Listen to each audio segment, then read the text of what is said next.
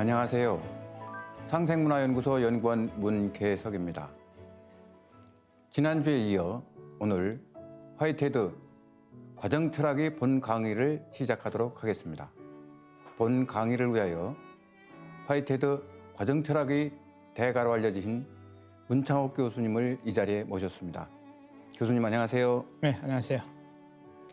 네, 교수님 지난 강의에서 우리가 꼭 알아야 할 그리고 인지하고 넘어가야 할 주요 개념들이 있다면 어떤 것인지 설명을 해주시면 감사하겠습니다.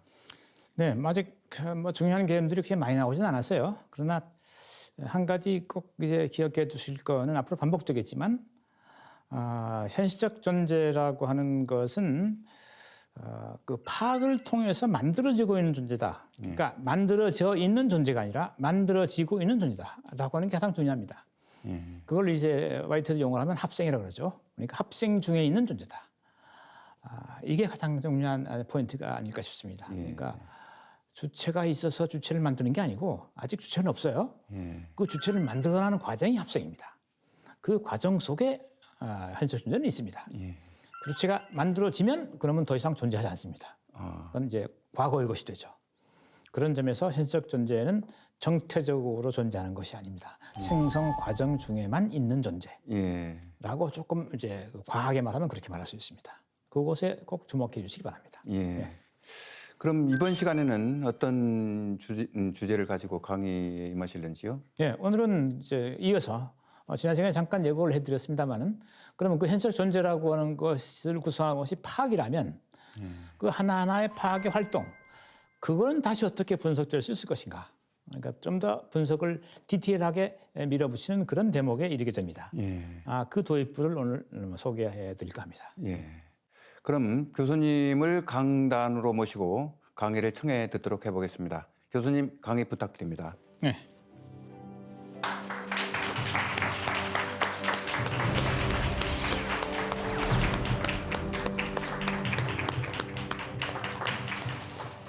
네. 자, 오늘은 지난 시간에 이어서 이미 예고해 드렸습니다만은 파악이라고 하는 게 도대체 어떻게 구성되는 건가라고 하는 얘기를 조금 더 해볼 예정입니다. 그러기에 앞서서 지난 한 절, 그러니까 1장 1절의 얘기를 간략하게 요약해서 그 내용을 여러분에게 소개하고 이어서 지금 본문 내용으로 들어가도록 하겠습니다. 1장 1절의 거의 첫 문장입니다.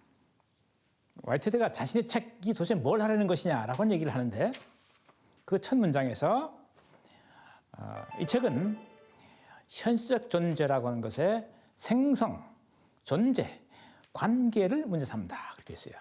그러니까 현실적 존재가 어떻게 생성해서 어떻게 존재하고 어떻게 다른 것과 관계 맺는가. 이 문제를 내가 추적하겠다. 그런데 이 현실적 존재라고 하는 것은 그래서 가장 기본적으로 얘기하자면 이 세계를 구성하는 가장 실제적인 궁극적 사물이다. 그러니까 세계를 분석하면 최종적으로 나오는 실제가 뭐냐? 그게 현실적 존재다. 그런 얘기입니다. 또 바꿔 말하면 이 세계는 현실적 존재들로 구성되어 있다. 더 나아가서 현실적 존재는 모든 존재를 설명하는데 심지어 신도 현실적 존재에 불과하다. 그러니까 이 세상에 존재하는 아주 보잘것없는 존재, 그것도 현실적 존재요. 우리가 전통 철학에서 최고의 존재로 뛰어 올렸던 신이라는 것조차도 있다면 그건 현실적 존재일 뿐이다. 그래서 모든 존재는 유적으로 평등하다. 이게 두 번째 이상입니다. 첫 번째는 현실적 존재라는 것이 세계의 궁극적 구성체다. 구성물이다. 두 번째는 모든 존재는 예외 없이 현실적 존재이다. 그러면 이 현실적 존재라는 게 도대체 뭐냐라고 하면 가장 기본적인 이제 그 서술은 자기 외의 다수를 자기 속으로 품어들이는 그래서 통일시키는 과정으로서의 존재다. 과정으로서 존재다. 타자를 나 이외의 모든 존재를 나의 것으로 삼아가는 수용하는 그래서 통합해가는 그래서 통일시켜가는 과정으로서 존재다. 그 과정으로 존재를 화이트헤드 용어로 합생 이렇게 부릅니다. 그렇죠? 그리고 그 합생을 구성하는 그 하나하나의 활동, 하나하나의 존재들을 자기화하는 활동 하나하나를 경험, 느낌 또는 일반적으로 파악 이렇게 불렀어요. 그러니까 현실적 존재라고 하는 것은 파악들로 구성되어 있는 하나의 자기 구성의 총칙인 활동 자체를 가리키는 겁니다. 그러니까 거기에는 이미 만들어진 주체로서 현실적 존재가 아직 없어요. 그 주체가 생겨나는 과정이에요. 그게 완결되면 아까 제가 도입부에 잠깐 좀 말씀드렸지만 자기가 자기 모습을 딱 완결지는 순간 그러면 더 이상 활동하지 않게 돼요. 활동하지 않는다는 건 현실태가 아니란 얘기예요. 그래서 과거로 흘러가 버리는 겁니다. 가능성으로서만 다시. 그래서 현실은 새로운 현실이 등장해요. 그래서 그놈이 다시 자기를 구성해요. 그래서 현실태가 됩니다. 이렇게 생성하고 없어지고 생성하고 없어지고 이게 우리의 삶에 우리가 살아가는 이 세계의 근본 모습이다. 이렇게 되니까 그러면 뭐 불교의 무아론과 상당히 유사하지 않느냐? 상당히 유사합니다. 다만 그렇더라도 화이트헤드에게는 주체성이 남아있다. 완전히 인연화합, 주변과의 관계 속에 해소돼 버리는 게 아니다. 자신의 독특한 주체성을 끊임없이 간직하면서 그걸 추구하는 것이 현실적 존재다. 그런 점에서 좀 다르다라고 얘기를 지난번에 질문과 답변을 통해서 제가 보충 설명한 적이 있어요. 그렇죠? 자, 그러면 오늘은 이제 텍스트 넘어가서 어떻게 파악이라고 하는 것을 분석할 수 있는지 얘기를 해봅시다. 자, 이건 2절의 내용입니다. 1장 2절의 내용. 2절의 제목이 파악 이렇게 되어 있어요. 자, 이 파악이라고 하는 것은 그건 예외 없이 말이죠. 세 가지 요소로 이루어져 있다. 첫째 것은 파악하는 주체. 즉, 그 파악을 자신의 구체적인 요소로 하고 있는 현실적 존재. 두 번째, 파악되는 여건. 여건이란 말은 원어로 하면 데이터입니다. 데이텀. 단수로 표현하면. 이게 복수가 되면 데이터가 되죠. 뭐 우리 흔히 자료, 뭐 이런 거 어떤 시인적 자료, 데이터를 보통 그러죠. 내가 주어진 것 그 뜻입니다. 주어져 있는 것, 나에게 주어져 있는 것. 그걸 번역을 이제 뭡니까 여건이라는 말로 한 것뿐입니다. 그러니까 너무 말에 현혹될 필요 없이 그냥 데이터를 말한다. 주어진 객체다. 주체에 대한 객체다. 이렇게 이해하시면 됩니다. 객체.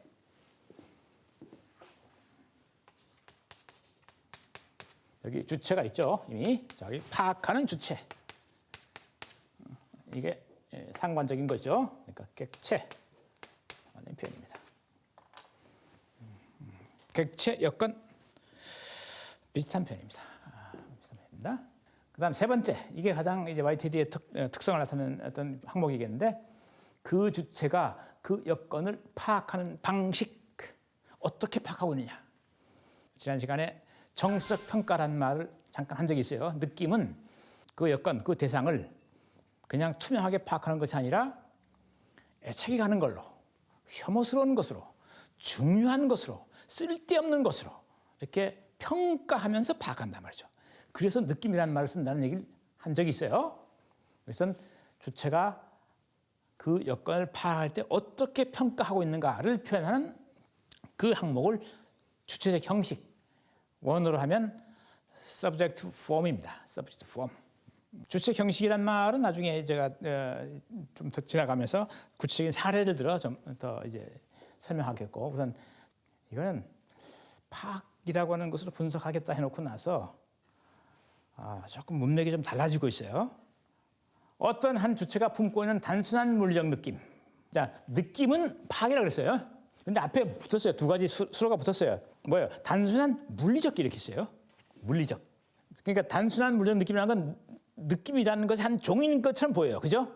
그럼 또 그저와 대별된 어떤 또 물리적 느낌, 무슨 느낌이 있겠죠? 그러나 그건 이제 잠깐 있고. 일단 단순한 물리적 느낌이라는 게 있어요. 근데 이게 어떤 건가? 그 밑에가 설명이에요. 단일의 현실적 존재를 하나의 현실적 존재를 그 뜻입니다. 그 최초의 여건으로 하면서 이 후자의 현실적 존재가 품고 있는 느낌을 그 객체적 여건으로 하고 있는 그런 느낌이다. 말이 어렵죠? 그림을 그려볼게요. 이제 주체가 생성을 하고 있어요 지금. 그래서 뭔가를 이제 받아들인단 말이죠. 네. 과거에 이렇게 이제 자기를 완성한 현실적 존재가 있어요. 이건 객체입니다. 객체. 파악을 구성하고 있는 주체. 이건 객체. 데이터입니다. 데이텀. 그렇죠? 이건 actual entity예요. 그러니까 이렇게 하나의 현실적 존재를 이렇게 느끼는 이런 느낌, 요거를 물리적 느낌이라고 한다. 여기에는 단순하다는 말까지 붙었어요. 이 단순하다는 것은 하나의 현실적 존재를 느끼고 있다 해서 단순한 거예요. 그리고 그 물리적 힘을 느낀다 해서 물리적 느낌이에요. 단순하다는 건 하나의 현실적 존재를 객체로 하고 있다는 얘기예요. 주체가 여러 개의 현실적 존재를 한꺼번에 느낄 수도 있어요. 그러면 단순하지 않겠죠. 그땐 복합적인 복잡한 느낌이 들 거예요. 여기서는 하나의 현실적 존재만을 그 최초 여건, 처음 주어진 여건으로 삼으면서 두 번째, 이 현실적 존재라는 건 다양한 파악들로 아까 이루어진다고 그랬죠. 그렇죠? 요 중에 하나를 자기화한다. 이걸 매개로 한다 그 뜻이에요. 그러니까 현실적 존재를 그 파악 전체를 파악하는 게 아니라 그것을 구성하는 하나의 파악만을 통해서 매개로 해서 이 전체를 느낀다. 표현이 좀 와닿지 않죠? 사과를 먹을 때 눈 감고 사과를 한 딱 씹었어요. 어떤 맛이 느껴져요? 보통 되게 신맛과 단맛, 그죠? 그러니까 사과 전체를 나는 어떻게 경험했어요? 신맛과 단맛을 경험했어요. 그렇죠? 먹지 않고 어디에 쳐다본다. 사과가 어떻게 보여요? 어떻게 보여요? 동그랗고 붉은 어떤 과일, 그죠? 그렇게 보죠. 아직 맛이나 그런 건 몰라요. 그러나 그건 나는 그놈을 빨간색과 둥근 형태의 어떤 과일로 객체화했어요. 사과 전체는 최초 현실적 존재이고 그 빨간색, 둥근 형태는 내가 그놈이 품고 있는 특성을 내가 취한 거예요. 이 특성을 취한 거예요. 부분만을 취한 거란 말이죠. 그 부분을 통해서 전체를 객체화했어요. 나는 빨간 둥근 사과를 보면서 그 빨간색과 둥그런 모습을 통해서 그 사과를 객관화했다 이 말이죠. 그러나 아직 그 맛이나 뭐 향기나 뭐 이런 거 있죠. 다양한 뭐 딱딱함이나 이런 뭐 촉감 말이죠. 이런 거 아직 내가 경험 못했어요. 그건 아직 빠져나간 거죠. 그래서 그 부분만 취해서 그 전체를 나는 적어도 객체화한 겁니다.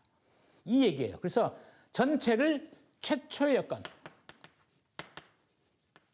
내가 그 취한 부분을 객체적 여건. 야, 이거 말이 어려워요. 그러니까 우리는 세상을 최초의 여건으로 주어서 받아들이긴 하지만 실제 우리가 받아들이는 것은 객체적 여건만 받아들이는 겁니다. 객체적 여건만. 세상은 풍부한 상태로 존재해요. 우리는 그 전체를 다 있는 그대로 받아들일 수 없어요. 그 어떤 부분들을 취해서 마치 그 세계 전부인 양 하는 것 뿐이죠. 그렇죠? 엄밀하면 그렇습니다. 전통처럼 그래왔어요. 명석판명한 의식적 지각을 통해서 파악하는 것이 그 세계의 본질을 꿰트는 방법이다. 뭐 이런 식의 주장을 해왔단 말이죠. 데카르트도 그랬어요. 인간이 취한 어떤 시각에 붙잡힌 어떤 측면을 놓고 그걸 통해서 마치 그 존재가 전체가 다 드러나는 것처럼. 근데 화이트는 그거 거부합니다. 우리는 주어져 있다 해서 그걸 다 파악하는 게 아니다 말이죠. 특정 부위를 통해서 우리는 파악할 뿐이다. 그래서 주어진 전체를 최초의 여건, 최초의 객체, 그 다음은 내가 그걸 받아들이는 측면, 그걸 내가 객체화했단 말이죠. 내 대상으로 삼았다 그 뜻입니다. 나의 것으로 삼았다. 그거를 객체적 여건이라 부르고 있어요. 그러니까 이때 이 객체적 여건을 받은 이 느낌, 그러니까 하나의 현실적 계기를 그것을 구성하고는 하나의 물리적 파악을 통해서 내가 그 어떤 존재를 파악한다면, 하나의 현실적 존재를 파악한다면 그때의 파악한 느낌을 단순한 물리적 느낌이라 부른다. 그러니까 단순한 물리적 느낌에는 두 개의 현실적 존재가 관여하고 있다. 하나는 파악되는 현실적 존재와 파악하는 현실적 존재. 그리고 느낌도 두 개가 관여하고 있다. 파악되는 현실적 존재의 느낌, 파악하는 현실적 존재의 느낌. 이때 그 파악되는 현실적 존재를 객체라 그러고 또 여건이라 그러고 파악하는 현실적 존재를 주체라 그런단 말이죠. 자, 그다음 보면 내가 방금 한 말이 따라 나오죠. 따라서 단순한 물리적 느낌에는 두 개의 현실적 존재가 관여하고 있다, 관계되어 있다 말이죠. 그 하나는 그 느낌의 주체이고 다른 하나는 그 느낌의 최초의 여건이다. 그렇죠? 객체와 주체가 이렇게 서로 맞서고 있단 말이죠. 그리고 거기엔 제2의 두 번째 느낌이 있다. 그냥 이제 파악하는 주체의 느낌 말고 파악되는 그 객체의 느낌이 있단 말이죠. 제2의 느낌. 여기 지금 N 그렇게 써 있는데 여기 M, N O X, Y, G. 이건 현재 이제 A, 현재 이제 B. 요거는 주체. 지금 생성하고 있는 주체를 가리키고, 요거는 여건, 객체. 여건이랑 같은 말이라고 했어요. 여건.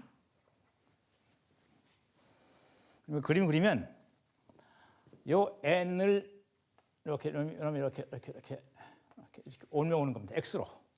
여기는 x의 느낌을 객체로서 뭐 n을 객체로서 x로 느끼는 거예요. 요게 a를 적어도 구성하는 n이 b를 구성하는 x에 주어지는 방식이에요. 그래서 n은 x로 반복되는 거예요. 여기서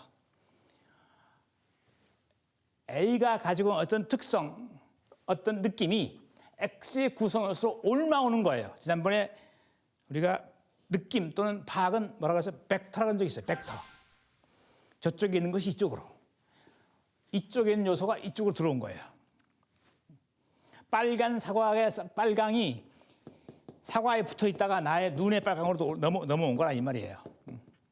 그래서 이거 빨강색이 뭡니까? 현재 A의 B에 대한 객체와의 매개 통로가 되는 거예요. 빨간색이. A의 현적 존재가 자신의 구성 부분인 N을 통해서 N을 매개로 해서 B에게 주어지는 겁니다. B는 그 N을 X로 반복하면서 그 A를 자기화하는 겁니다. 이해했어요?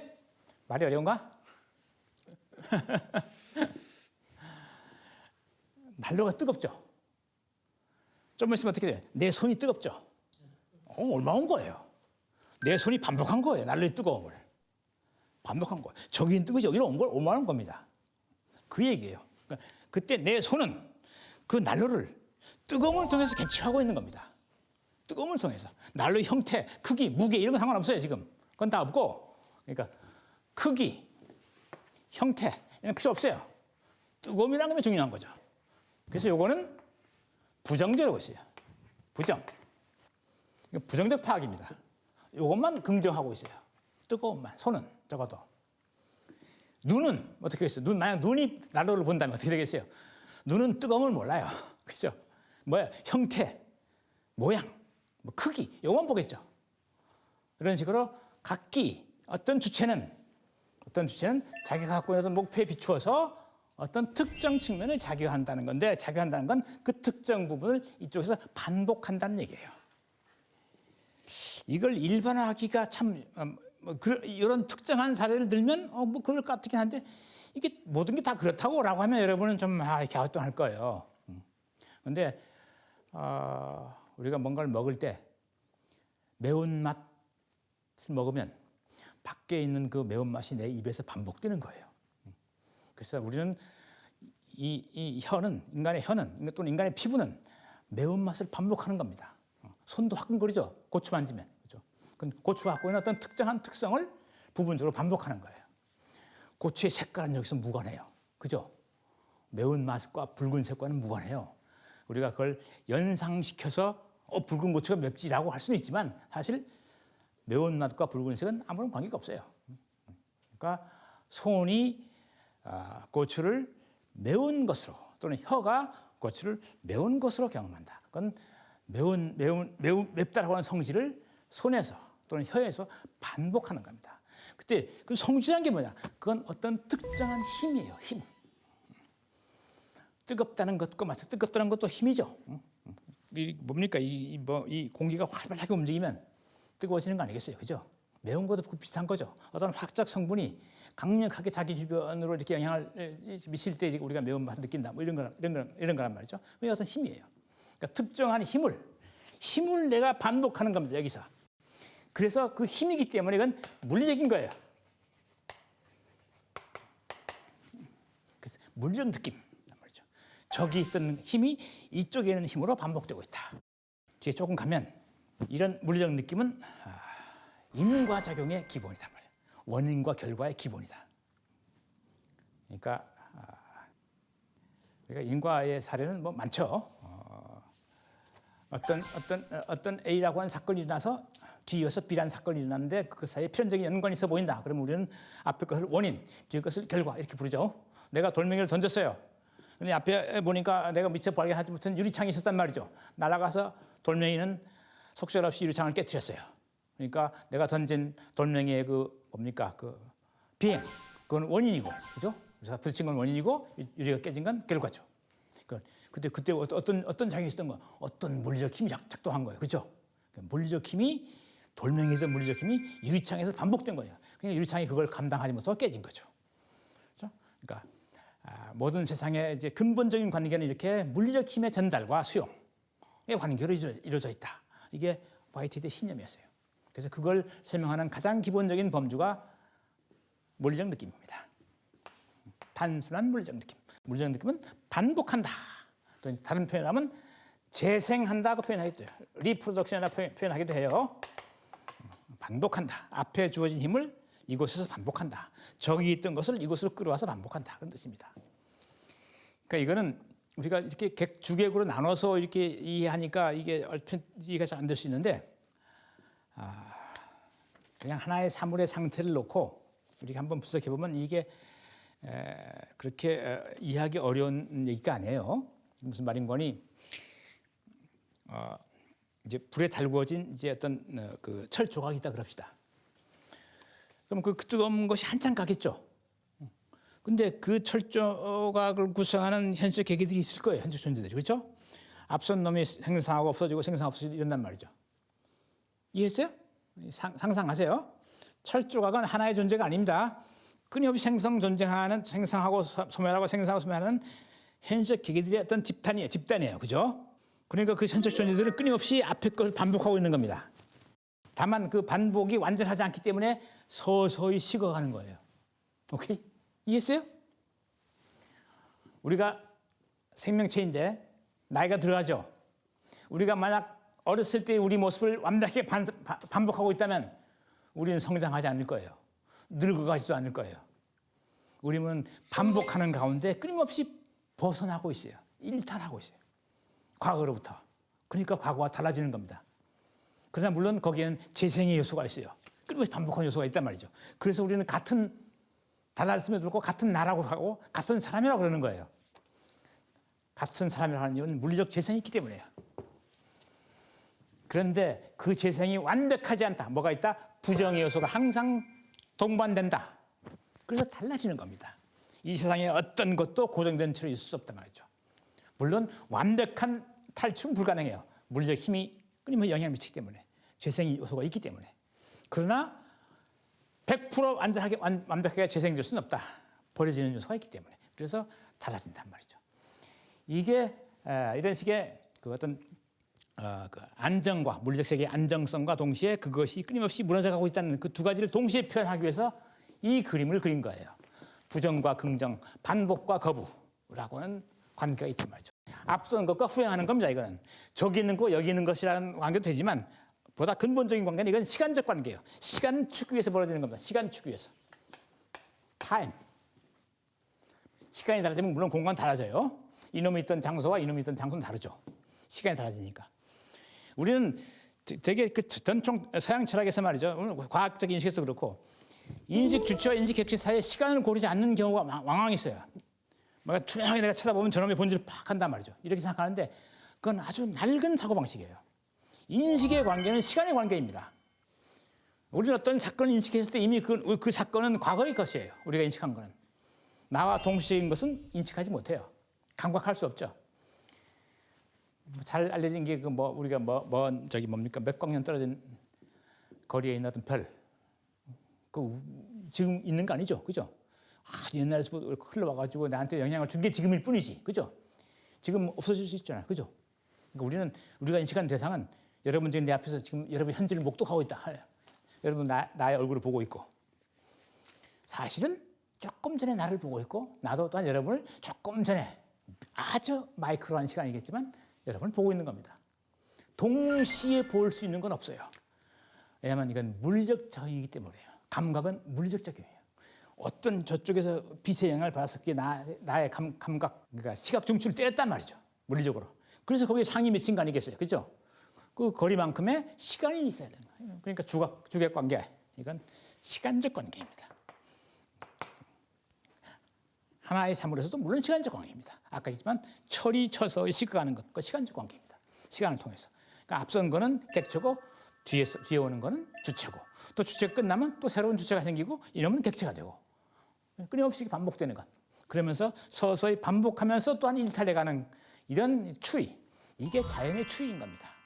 우리가 살고 있는 세계가 그렇다는 거예요. 그래서 완벽하게 해체도 없고, 그러니까 전혀 어느 순간 전혀 다른 세상으로 가는 것도 아니고, 그렇다고 똑같은 세상이 늘 반복되는 것도 아니다 말이죠. 서서히 뭔가를 계승하는 가운데 반복하면서 또한 끊임없이 뭔가 새로운 것을 만들어내고 새로운 운명으로 넘어가고 하는 그런 식의 복합적인 과정이 이 세계다. 그것을 가장 기본적으로 표현하고 있는 것이 이 그림이에요. 이 그림에서 이제 하나 명백히 짚고 넘어가야 될 것은 요거 전체를 뭐라고 부른다? 최초, 처음 주어진 이런 뜻이에요. 이니셜 하단 말이죠. 최초의 여건 이렇게 부르고, 요거 여기 직접 이렇게 반복되는 요소 여기서 이렇게 이놈이 올라가는 요거를 객체적 여건, 요것만 기억하세요. 오브젝티브다. 오브젝티브.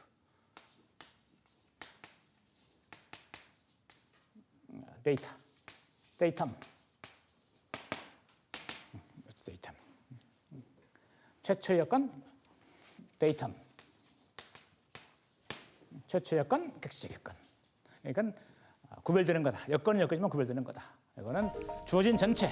이거는 그 중에서 주체가 적극적으로 긍정해서 받아들여서 재생한 것 또는 반복한 것, 그걸 객체적 여건이라고 부른다. 그리고 이런 식의 구조로 현적 존재와 현적 존재를 엮어주는 이 느낌, 이 느낌을 단순한 물리적 느낌이라고 부른다. 제가 설명을 했으니까 이 말을 다시 한번 읽어보세요.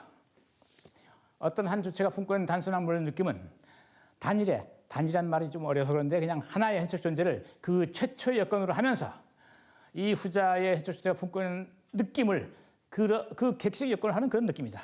이제 이해가 되죠? 그죠? 자, 이게 최초 여건이고, 이것이 품고 있는 요 n, 요거를 객체적 여건을 삼고 있는 이런 느낌, 이게 뭡니까? 단순한 물리적 느낌이다. 이해됐어요? 어떻게 보면 주체적 형식이라고 하는 것도 기본적으로는 객체로부터 계속 계승되고 반복되는 것이라고 말할 수 있겠는데, 그렇다면은 어떤 새로운 주체의 주체성을 대변한다고 이렇게 말할 수 있을까요? 그러니까 주체가 객체를 파악할 때 그 주체가 가진 독특한 성격이 뭐냐? 그건 주어진 것은 주어진 거지만 그것을 내가 어떻게 파악할 것인가? 주체가 어떻게 그놈을 평가해서 파악할 것인가 하는 그 측면은 오로지 주체의 것이다 말이죠. 그건 객체가 결정하는 게 아니다. 이런 식의 주장을 지난번에 잠깐 했었어요. 주체성을 표현하는 것이다 하면서 정성 느낌은 주체의 주체성을 표현한다는 말로 그렇게 표현했었어요. 그런데 지금 그 주장을 지금 방금 한 이런 식의 어떤 재생과 반복이라는 문맥 속에 갖다 놓으면 주체적 형식도 반복되는 거 아니냐? 앞에 있던 것을 반복한 게 아니냐? 그렇다면 그건 객체가 결정한 거지 무슨 주체가 결정한 것이며, 따라서 주체성을 표현한다고 말할 수 있겠느냐? 새로운 주체성을. 이런 취지의 질문이에요. 네, 오케이? 그렇습니다. 그러면 이제 여기에 대한 답변은 부분적으로는 맞아요. 모든 것은 처음엔 반복입니다. 다시 말하면 아까 내가 손에서 이렇게 난로에 손을 대면 어떻게 된다 그랬어요? 뜨거움이 오는 거죠. 이때 주체 형식이 어떤 건지 아세요? 그 힘, 어떤 힘이 오는데 힘을 어떻게 파악하느냐? 뜨겁게 파악하고 있어요. 뜨겁게. 그게 주체 형식입니다. 뜨겁게. 그러니까 난로가 힘을 발산하고 있어요. 어떤 힘을? 뜨겁게 힘을 발산하고 있어요. 물론 다른 힘도 있을 거예요. 그러나 인간은 그걸 오로지 손은 뜨겁게로만 파악합니다. 그래서 뜨겁게라고 하는 것이 한쪽에서는 철을 달구는 형식이다가 한쪽에서는 손을 달구는 형식으로 전이된 거예요. 그러니까 그 주체 형식은 뭡니까? 난로에서 진행됐던 어떤 특정한 파악의 형식이 내 손에서 반복된 거예요. 그런데 그 다음이 중요해요. 파악은 한 번에 끝나는 게 아니에요. 그걸 끊임없이 통일해가는 과정이니까, 새로운 생성은, 주체는. 근데 우리가 그걸 뜨겁게 느끼면서 그다음 어떤 걸 만약 겨울에 그걸 따뜻하게 느끼면 어떻게 하겠어요? 어떤 느낌이 오겠어요? 그다음은 어떤 느낌이 와요? 아 따뜻해. 아 좋아. 아 행복해. 다양한 감정이 찌르잖아요. 그죠? 근데 뭐야? 그놈은 난로는 그런 생각하겠어요? 그런 느낌 없지. 그냥 열만 발산할 뿐이죠. 바로 거기에서 차별하기 시작합니다. 반복하지만 차별화된다. 반복하지만 차별화된다. 당장은 요 국면에서는 요 지평에서는 차별화가 안 돼요, 사실은. 이것이 더 통합하가는 과정에서 차별화된 특성이 생겨난단 말이죠. 그러면서 달라지는 겁니다. 처음부터 달라지는 게 아니라. 그러니까 자연은 연속과 불연속이 이렇게 연이어 생겨난단 말이죠. 처음부터 이렇게 쫙 연속해서 끝까지 가는 것도 아니요. 또 처음부터 완전히 달라지는 것도 아니요. 연속되는 가운데 서서히 벗어나는. 그러니까 뜨겁게 느낀 그 경험으로부터 행복한 경험에서 만족스러운 경험으로 이렇게 나간단 말이죠. 이런 과정. 이게 뭡니까? 이 반복이라는 말이 갖고 있는 어떤 주체성의 어떤 측면. 그 이전에 화이트 헤드에 있어서 조금 납득하기 힘들다 하는 것이 예를 들면은 이 최초 여건을 상정을 하잖아요. 그리고 그 다음에는 그 객체적 여건. 근데 이렇게 보면은 우리가 난로에 손을 댔을 때 뜨거움이라고 하는 요거에 그 객체적 여건에서만 한정되기 때문에 이 전체라고 하는 여건은 굳이 거기 조건을 달 필요 없다. 왜 그러냐면은 난로만이 그 어떤 모양을 가진 이런 형태의 쇠붙이에 그 불을 붙여가지고 이것만이 부분에게 영향을 주는 것이 아니고 예를 들면은 그 가스불에 이제 타가지고 나오는 것들도 주는 거고 그렇기 때문에 부분적 객체라고 하나 하여튼 거기에만 한정되는 것이지 전체에는 영향을 주지 않는다. 아니, 왜 최초 여건이라는 말을 왜 쓰겠느냐? 난로가 뜨거운 어떤 그 열기를 품기 위해서는 특정한 모양과 형태, 내부의 어떤 그 연료 뭐 이런 것도 다 필요해요. 그 자체가 우리에게 직접 영향을 주진 않더라도 뭐 모양, 연통의 모양, 이게 다 그 어떤 구조적인 어떤 그 조건을 갖춰야 열을 내잖아요, 그죠? 근데 우리는 그걸 손은 내가 그거 못 느껴요. 열만 느끼지. 직접적으로 영향을 주는 건 아니잖아요. 그러니까 그 뜨거움이라고 하는 매개 경험을 통해서 영향을 주는 거예요. 이걸 매개로 해서. 그러니까 요 느낌 N 뜨거움의 경험을 만들기 위해서는 형태가 어떻게 해야 되고 모양이 어떻게 해야 되고 크기가 어떻게 해야 되고 구조가 어떻게 해야 된다 등등의 특성들이 있을 거예요. 그래서 뜨거움의 경험이 생겨난 거예요. 그러니까 나는 이걸 직접 다 느끼지는 않지만 이걸 통해서 난로의 그 본질적인 어떤 그 성질을 내가 파악하는 거죠. 따따다 열기를 느낀다라고 하는 것으로. 그러니까 그 열기의 경험에는 그 최초의 여건의 조건 전체가 함의되어 있는 거예요. 그건 왜 그러니? 왜 그런 거 아니? 이건 이렇게 각기 떨어진 것이 아니라 사실 그림을 이렇게 편의상 그린 것뿐이지 유기적으로 융합되어 있어요. 이 구조와 뭐 형태 이런 어떤 크기 이런 것들과 열기가 다 이렇게 뭡니까 융합돼서 아까 컨크리션을 했죠. 응축되어 있단 말이죠. 그거를 특정한 어떤 측면을 통해서 이렇게 뽑아냈단 말이죠. 그러니까 이 뽑아낸 것은 사실 그것의 그 응축 관계를 함축하고 있어요, 이놈이. 그러니까 비록 부분적인 객체적 여건으로 통해서 이 A 전체를 파악한다 하더라도 이것이 완전히 전체가 무관한 건 아니단 말이죠. 이 객체적 여건 속에는 최초 여건의 요소가 강하게 함축되어 있다. 이렇게 말할 수 있어요. 그래서 이거 전체를 최초 여건으로 이 사람이 상정하고 있는 거예요. 뿐만 아니라 내가 받아들인 것 외에 이 받아들인 것을 구조짓고 있는 실제가 바깥에 있다 말이죠. 리얼리티가 있다. 그건 내가 받는 관념이 전부가 아니다. 그 관념을 생산하는 다양한 구조적인 물리적 요건들이 밖에 있다 말이죠. 그 실제다. 내가 어떻게 할 수 없는 거다. 이런 식으로 실제론적 입장을 취하는 것도 여기서예요. 만약 이 최초의 여건이고 객체적 여건이 전부 다 그래버리면 내가 받아들인 게 전부예요. 밖에 아무것도 없어요. 그럼 유아론에 빠져요. 관념론에 빠지고. 내 세상이 전부인 거예요. 내가 보는 세상이 전부인 거예요. 그 밖에 아무것도 없어요. 있다고 있는 점인지 몰라요. 데비드 휴미 그랬잖아요.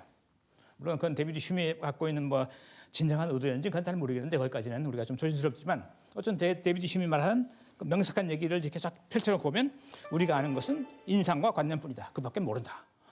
그러니까 내가 알고 있는 세계 바깥에는 뭐가 있는지 난 모르겠다. 그런 얘기죠. 그러면 좀 최초 여건하고 객체적 여건만 있는 세계가 되겠죠. 화이트들은 내가 알고 있는 세계 외에 그것을 조건 지어주는 진정한 세계가 밖에 있다. 실제 세계가. 자, 여기까지.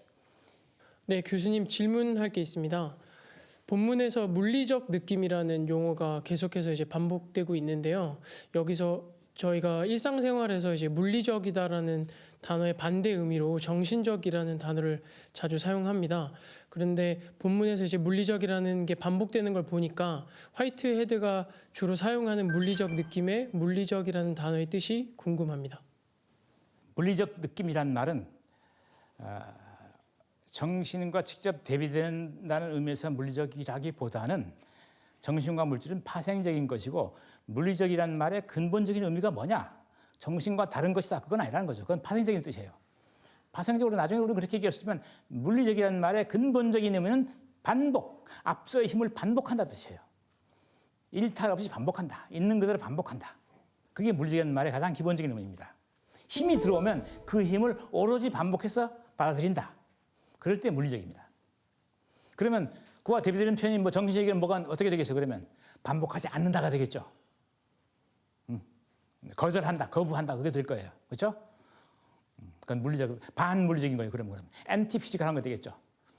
구체적으로 어떤 명칭이 붙건 간에 자우지간 피지컬과 엔티피지컬은 피지컬은 반복한다. 주변의 힘을 내가 스스로 받아들여서 반복한다. 그러면 엔티피지컬은 받아들여서 반복하지 않는다. 그런 뜻이 있을 거예요. 사실 여러분이 물리적인 것, 정신적인 게 어떻게 다르냐 한번 얘기할 수 있겠어요? 그거 얘기하기 어렵습니다. 물리적이라는 말과 정신적인 게 어떻게 다른 건지 어려워요. 화이트는 명확히 얘기하고 있어요. 그걸 어떻게 반복하는 놈, 과거의 것을 반복하는 건 물리적인 거다. 과거의 것을 거부하고 자꾸 빠져나가는 놈, 일탈하는 놈, 그건 정신적인 거다. 그래서 하지 않아요? 그러니까 정신은 그만큼 창조적인 거예요. 물질은 그만큼 뭡니까? 반창조적인 것이고. 뭐 어쨌든 이건 뭐 나중에 해야 될 얘기니까 지금 너무 많이 나가는 건 좀 그렇고. 자, 여기까지. 그다음 이제 문단입니다. 최초 여건 A는 객체적 여건인 이 느낌의 N의 주체로서 객체화되고 있다. 그렇죠? N을 부분으로 갖고 있는 자이기 때문에 객체화된다. 그 뜻입니다. 그래서 객체화란 객체가 된다는 것 또는 객체로 만든다는 것 그거는 최초의 여건에 대한 전망이다 했어요. 전망이란 말은 뭐 우리가 흔히 여기 전망이 좋네, 뭐 뷰가 좋네 그런 말 많이 쓰죠. 뭐 비슷한 표현인데 원어로 하면은 퍼스펙티브.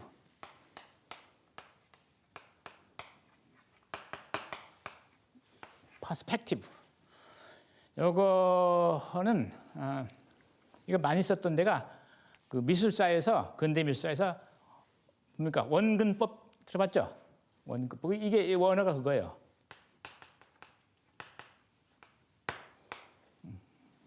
그래서 뭐 우리 그 옛날 그 조선조의 어떤 그 화가의 그림이나 이런 걸 보면 멀리 있는 건 위에 그리고 가까이 있는 건 밑에 그리고 그러죠. 퍼스펙티브가 들어가 있지 않아요. 그죠? 누가 보고 있는지 몰라요. 어디서 보고 있는지. 그냥 배치만 했어요. 크기도 다르죠. 별로 다르지 않고. 원근법이 등장하면서 입체가 들어가죠. 입체가. 들어가는 시각이 들어가요. 시각이. 그래서 이렇게 표현되잖아요. 뭐니 가장 많이 쓰는 게 이런 거죠. 왜? 기찻길 이렇게 쫙 해가지고 이렇게 화폭에다가 이렇게 이렇게 뭐 이렇게 그리잖아요. 이렇게. 소실점이 이렇게 있고, 그죠? 여기서 쫙 보면 이렇게 뭔가 이렇게 입체감이 쫙 살아나잖아. 이걸 퍼스펙티브라고 그래요. 그러니까 어떤 주체가 뭔가를 보고 있다는 게 명확히 드러나요. 그걸 퍼스펙티브라고 합니다. 그러니까 여기 보면 객체화라는 것은 최초의 여건을 놓고 내가 보고 있단 말이야. 그래서 내게 잘 보이는 것과 잘 안 보이는 것을 가름하는 거예요. 그게 전망이라는 겁니다. 하나의 주체 A의 파악 N은 후속한 주체 B에 의해 B 파악 X에 의해 객체화되기 때문에 그렇죠. X가 그걸 반복했었죠. 그래서 선행하는 주체 A는 후속한 주체 B에 대해 객체화되고 있다. 내가 다 설명한 얘기죠. 그렇죠? 선행하는 객체 A는 자신의 구성 요소인 N을 통해서 새로운 주체 B에게 객체화되고 있다. 그래서 이때 A 전체를 최초의 여건, 그것의 부분인 매개적 느낌인 N, 이거는 객체적 여건이라 부른다. 그 얘기입니다. 보세요. 이제 객체화는 객체화된 존재의 완전한 구조를 관련성 없는 것으로, 그러니까 완전한 구조를 있는 전체를 내가 다 받아들이는 게 아니다 그러죠. 그러니까 관련성 없는 것으로 추출하거나 또는 아주 부차적인 관련성만 지니는 것으로 축출해 버린다. 그러니까 아까 여기선 Y하고 Z, 그죠? X는 반복하고 있고 있어, 그죠? 그림을 머릿속에 집어넣고 보세요. 그래서 객체화된 존재 내의 어떤 시적 구성 요소는 그 객체화된 특정의 존재가 그 주체의 경험에 있어서, 이건 이때 그 주체는 새로운 주체입니다. 뒤에 B입니다. B. 경험에서 여건이 되는 방식의 역할을 떠맡는다. 무슨 말인가 하니, 객체화된 존재 A 내의 어떤 시적 구성, 이게 N, 여기 M이고 여기 O였죠? 요거 말이죠. 여기서는 그 객체화된 특정의 존재가, 이 A가 그 주체의 경험, 이건 B입니다. 거기서는 저기서는 지금 표현이 안 되고 있는데, 여기 X, Y, Z. 자, 그래서 저기 보면 객체화된 존재 내의 어떤 실제적 구성 요소, 객체화된 존재는 A죠. 이거 최초 여건으로서. 근데 그것을 구성하는 실제적 구성 요소 N입니다. 이건 하나의 느낌, N을 구성하고 있는, A를 구성하고 있는 느낌, N. 이것이 이 존재가, 이 특정의 존재가 B의 경험에서, B가 다양한 이런 느낌들을 갖게 되죠. 경험에서 여건이 되는 방식, 이놈의 객체가 되는 방식, N은 X를 통해서 반복되죠. 그러니까 이 A가 B에게 객체화되는 방식은 N이다 이거죠. N이 X로 반복되는 가운데 이 A가 이것에 객체가 되고 있다. 그 뜻입니다. 그러니까 이건 뭐야? 객체적 여건이고, 이거 전체가 최초 여건이죠. 그러니까 최초 여건 A는 자신의 실제적 구성요소인 N을 통해서 그걸 매개로 해서, 즉 객체적 여건이 됨으로써 B의 경험에 참여하고 있다 이런 뜻입니다. 그러니까 객체된 존재가 전체가 반복되는 것이 아니라 그 구성 요소 가운데 특정 부분을 매개로 해서 반복되고 있다. 아까 내가 난로의 따뜻한 경험이라는 걸 통해서 이미 설명했던 내용이에요. 교수님, 아까 저 용어가 너무 어려워서 제가 저걸 아까 사과에 비유를 하셔가지고 사과를 한번 제가 특정 지어서 한번 말씀을 드릴 테니까 이렇게 제가 이해를 했는지 좀 말씀해 주시면 좋겠습니다. 저기서 보면은 객체화된 존재, 이제 제가 이제 주체니까 객체화된 존재는 사과입니다. 그 사과의 어떤 실제적 구성 요소, 그 사과가 붉은색도 있고 여러 가지가 있는데 맛이라는 그 요소가 그 객체화된 특정의 존재, 그 맛있는 사과라는 객체화된 특정의 존재가 그 주체의 경험, 나의 경험에 있어서 그 여건, 그러니까 객체적인 여건이니까 맛있는 사과라는 그것은 맛이라는 방식으로 내가 이렇게 경험하는 그 주체의 방식이다, 파악 방식이다. 이렇게 제가 이해를 한번 용어를 바꿔봐서 해봤는데 제대로 이해한 것인지 모르겠습니다. 왜 그런지 아세요? 정확하게 이해하셨어요. 정확하게. 그러니까 사과라는 것을 이때 나는 맛을 통해서 객체화시킨 겁니다. 맛을 통해서. 이 사과는 맛있어. 할 때 그거는 사과 전체를 경험한 게 아니에요. 맛으로만 경험한 거죠. 사과는 커서 아름답게 보일 수도 있죠. 풍성하게 커가지고 색깔이 아름다울 수도 있죠. 근데 이 사과 참 이쁘네 라고 할 수도 있어요. 그때는 맛으로 객체화한 것이 아니라 모양과 색깔로 객체화한 겁니다. 그렇죠? 정확히 이해하셨어요. 정확히 이해했습니다. 아주 좋습니다. 자, 어쨌든 여기까지 해서 뭐 혹시 간단한 질문 있으면 하나 받고 마무리 짓도록 하겠습니다. 저 교수님 질문 하나 있습니다. 그 현실적 존재가 데이터를 재생한다고 할 때 현실적 존재는 맛만 느끼는 게 존재하고 또 촉감을 느끼는 현실적 존재는 또 촉감만 재생한다고 하면 이 각각의 기능을 맡는 현실적 존재가 또 따로 존재하는 걸까요? 아니, 존재할 수 있다 그거죠. 우리는 만져보면서 먹을 수 있잖아요. 존재할 수도 안 할 수도 있어요. 그러니까 뭐 그건 이제 어떤 상황인가 실제 상황이 어떤가에 따라 달라지는 거고, 그러니까 한참 만져보고 들여다보고 감상하다가 먹을 수도 있고, 또는 막 한참 보고 뭐 이렇게 만지다가 그냥 먹지 않고 내버릴 수도 있고. 그러니까 이거는 그때 상황에 따라 다른 거죠. 그러니까 사고라는 게 꼭 어떤 특정 측면을 통해서만 경험되는 것은 아니다. 뭐 그 얘기를 하고 싶은 거예요. 그러니까 어떨 때는 맛을 통해서 그걸 객체화시킬 수도 있고, 사과를 경험할 수도 있고, 색깔을 통해서 경험할 수도 있고, 형태나 크기를 보고 경험할 수도 있고. 뭐 그러니까 그건 또 동시에 다 할 수도 있고, 그렇죠? 그건 뭐 가능한 겁니다. 그러니까 어쨌든 우리가 뭐 어떤 대상을 경험할 때는 그것의 부분적인 구성 요소를 통해서 경험하고 있다. 이게 중요한 겁니다. 그래서 그때 그 전체를 최초 여건, 우리가 직접 체험하고 있는 부분을 객체적 여건이라 부른다. 오케이? 그런 정도로 이해하시면 되겠습니다. 그럼 교수님, 다음 시간에는 어떤 내용들을 펼치실 것인가? 예, 다음 간단하게. 시간에는 이 얘기를 조금 더 이제 더 뭡니까? 어떻게 보면 좀 장황하게 끌고 나가게 됩니다. 이 얘기를. 이게 그만큼 중요한 것이기 때문에 이와 연관된 얘기를 훨씬 더 이제 부연해가는 그런 과정의 얘기입니다.